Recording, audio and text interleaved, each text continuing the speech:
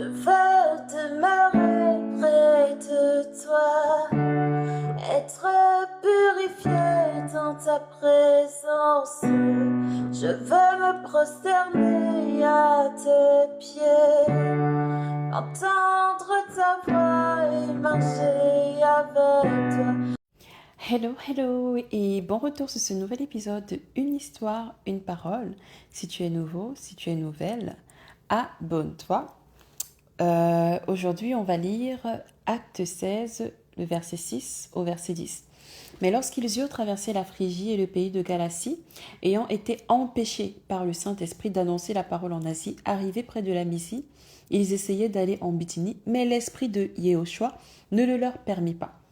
Mais ayant passé la Mysie, ils descendirent à Troas, et une vision apparut à Apollos pendant la nuit. C'était un homme macédonien qui se tenait là, le suppliant et disant « Passe en Macédoine et secours-nous. » Et dès qu'il a vu la vision, nous avons immédiatement cherché à partir pour la Macédoine, concluant que le Seigneur nous appelait à les évangéliser.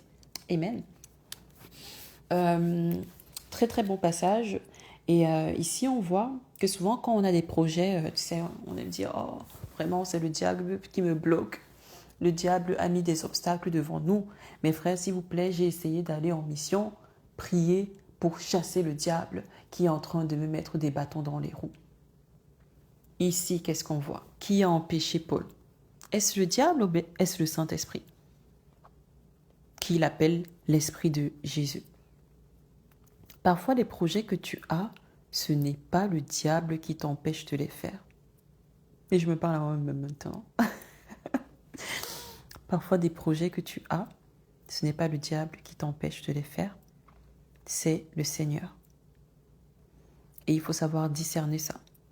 Et ça ne servira à rien de prier encore et encore, parce que tu ne peux pas chasser Dieu avec Dieu. Il faut discerner à ce moment-là si c'est Dieu qui te met un stop ou si c'est le diable qui te met un stop. Parce que Dieu t'attend ailleurs.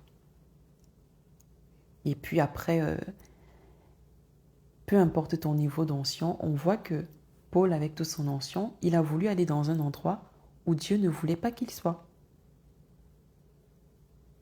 Mais finalement, Dieu l'a empêché d'y aller.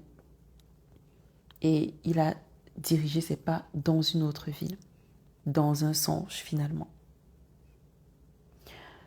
Donc, juste petite exhortation pour que tu arrêtes d'accuser tout le temps, systématiquement, les sorciers de ton village, le diable, les démons. Et que tu prennes aussi du temps parfois pour interroger Dieu pour savoir si c'est pas lui qui te met un blocus.